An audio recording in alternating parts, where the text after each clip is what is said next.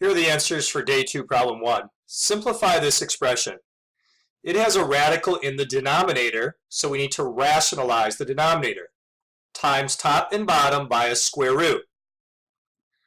Now let's think about what we need to have in here so that the denominator turns out to be rational. What multiple of 15 can you think of that you can take the square root of and get a whole number? One that comes to my mind is 225. So to turn 15 into 225, you have to have a 15 in the radical. This becomes 3 times the square root of 15 on top, all over 15. Because the square root of 15 times the square root of 15 is the square root of 225, which is just 15. 3 over 15 is a reducible fraction, so we get the square root of 15 all over 5. Question B, we want to find the square root of this trinomial. Well, this trinomial is a perfect square trinomial, and it factors as a binomial squared.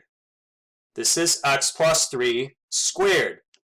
With that substitution, we can see that taking the square root of something that's squared just gets us the x plus 3.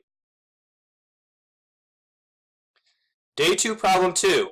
Simplify this expression. This has subtraction, so if these were like terms, we could combine them together to a single term. Let's simplify each of the terms separately and then see if that makes like terms. So let's do some rewriting on the square root of 20 and think of it as the square root of 4 times 5.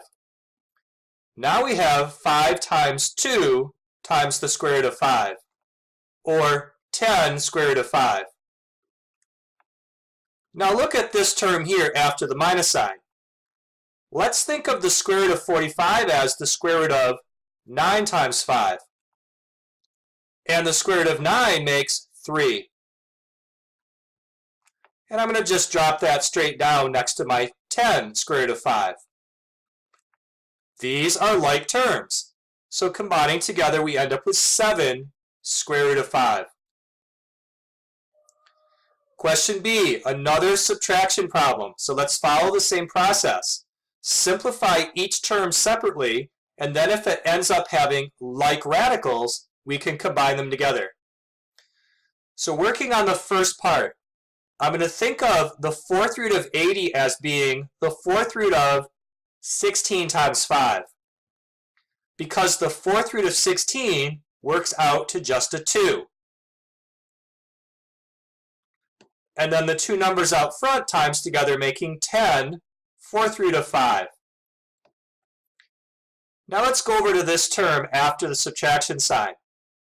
This has the 4th root of a fraction.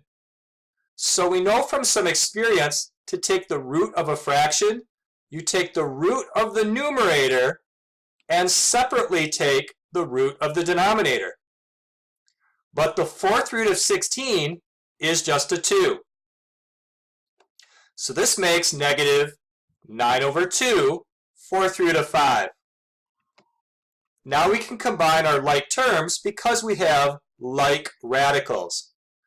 Think of 10 as being 20 over 2, and go 20 over 2 minus 9 over 2.